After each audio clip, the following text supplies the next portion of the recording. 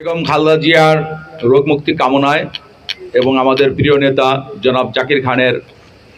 জন্য দোয়ার আজকের এই মিলাদ মাহফিলের যারা আয়োজন করেছেন তাদেরকে ধন্যবাদ জানিয়ে আজকের এই অনুষ্ঠানের যারা এখানে উপস্থিত আছেন, আজকের অনুষ্ঠানের সম্মানিত সভাপতি জনাব অ্যাডভোকেট শাহিন ভাই এবং উপস্থিত আছেন আমাদের এই নারায়ণগঞ্জ জেলার জাতীয়তাবাদী প্রজন্ম দলের সম্মানিত সভাপতি জনাব সলিমুল্লাহ করিম সেলিম ভাই, উপস্থিত আছেন নারায়ণগঞ্জ জেলা জাতীয়তাবাদী প্রজন্ম দলের সম্মানিত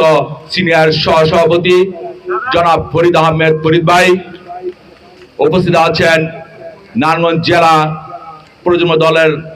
সাংগঠনিক সম্পাদক জনাব আমান খান এবং অন্যান্য নেতৃবৃন্দ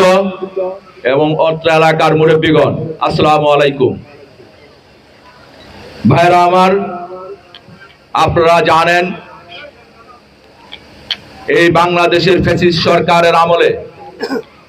আজকে আমরা যে এখানে কথা বলতে পারছি, আল্লাহ রাব্বুল আলামিনের কাছে দরবারে শুকরিয়া আদায় করছি। আমরা এক সময় 5 জন নিয়ে এক জায়গায় আমরা কথা বলতে পারতাম না, সেই জন্য আল্লাহ রাব্বুল আলামিনের কাছে আজকে এখানে দাঁড়িয়ে কথা বলার জন্য তার দরবারে লাখো কোটি শুকরিয়া আদায় করছি, আলহামদুলিল্লাহ। আজকের এই আয়োজনের আমাদের প্রিয় মাতা দেশনেত্রী বেগম খালেদা জিয়ার জন্য রোগ মুক্তির যারা করেছেন, দোয়ার আয়োজন করেছেন, তাদেরকে ধন্যবাদ জানাই। সেই সাথে আমাদের প্রিয় নেতা, আমাদের দেশ নায়ক এবং অ্যাক্টিভ চেয়ারম্যান জনাব তারেক রহমান সাহেব যে 31 দফা আপনাদের মাঝে পেশ করেছেন, আমরা আশা রাখবো আপনাদের এই কুতুবপুর ইউনিয়নের সকল নেতৃবৃন্দের কাছে তারা যেন এই 31 দফা প্রত্যেকটি ঘরে ঘরে সুন্দরভাবে বুঝিয়ে দিতে পারেন, যাতে করে আমাদের ধানের শীষের ভোট বাড়ে এবং ধানের শীষকে আমরা জয়যুক্ত করতে পারি। ভাইয়েরা আমার, আপনারা জানেন আমাদের প্রিয় নেতা জনাব সলিমুল্লাহ করিম সেলিম ভাই, উনি দীর্ঘ 17টি বছর যে সংগ্রাম আন্দোলনের সাথে জড়িত ছিল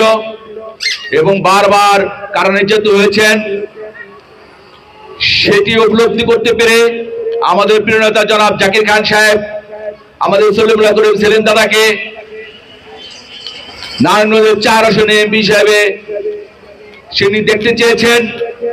এবং উনি আশা রেখেছেন যে আমাদের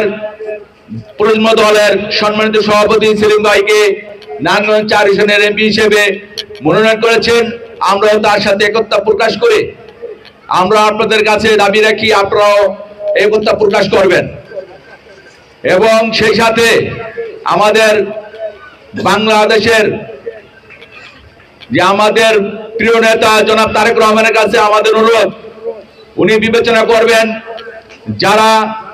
এই নারায়ণগঞ্জের মাটিতে যারা সংগ্রাম করেছেন, যারা প্রত্যেকটি সংগ্রাম করে আজকের এই অবস্থান তৈরি করেছেন, তাদেরকে বিবেচনা করে